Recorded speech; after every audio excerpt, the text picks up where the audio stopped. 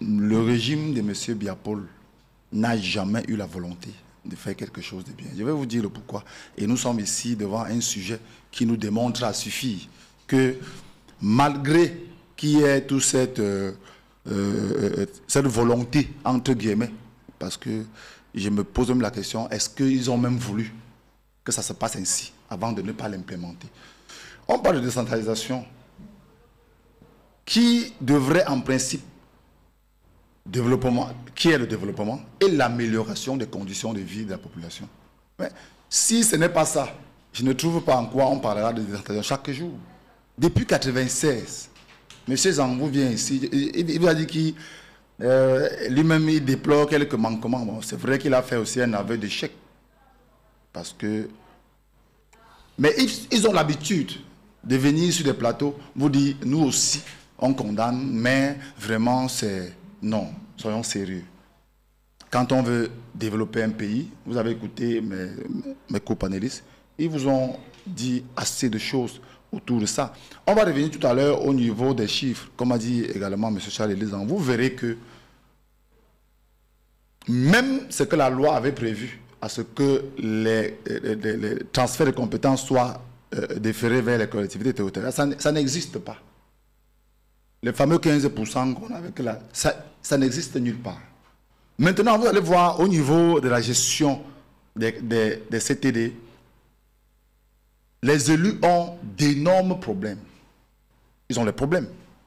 Et si l'État central n'arrive pas à régler ces problèmes, je ne pense pas qui viendra régler la population. Les populations ont des élus à qui il y a des missions qu'on leur a assignées. Tout ce qu'ils attendent de ces populations, c'est l'amélioration des conditions de vie de leur localité.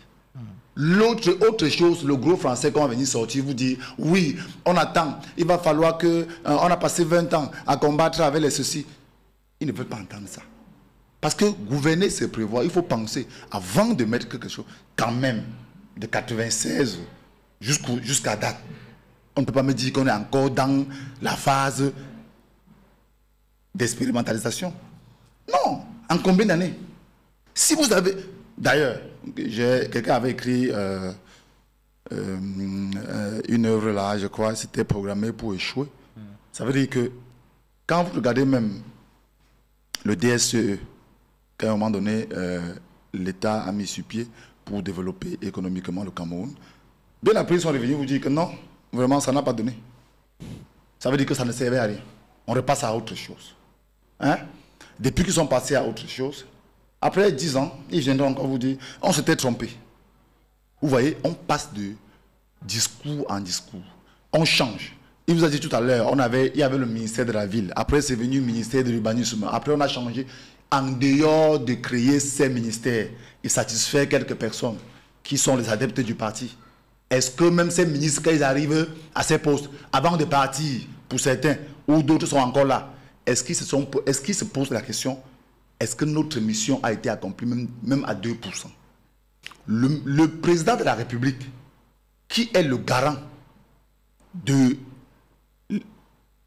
développement du peuple camerounais, de la protection des biens et des individus, est-ce que lui, à un moment donné, s'est posé la question, mais est-ce que depuis 1996, quel est le niveau d'avancement? Qu'est-ce qui cloche? Si les élus n'ont pas les bras libres à cause de certains ministres ou bien de certains cadres d'administration qui ne veulent rien laisser, ce n'est pas la population de Voury-Saint où j'appartiens de venir, de couper ces liens. C'est au président de la République, c'est aux ministres, c'est aux responsables, ceux-là qui sont au niveau supérieur de l'administration. C'est à eux de dire stop. Et si on se rend compte qu'il y a des élus ou des fonctionnaires qui sont très véreux, c'est le thème que M. Zan n'aime pas beaucoup, mais la façon dont ils consomment l'argent de l'État, on ne peut pas changer ce thème-là. C'est un thème qui tient bien, qui scie bien à leur image, parce qu'ils consomment beaucoup les ressources financières du Cameroun, au lieu d'orienter ça sur d'autres fins.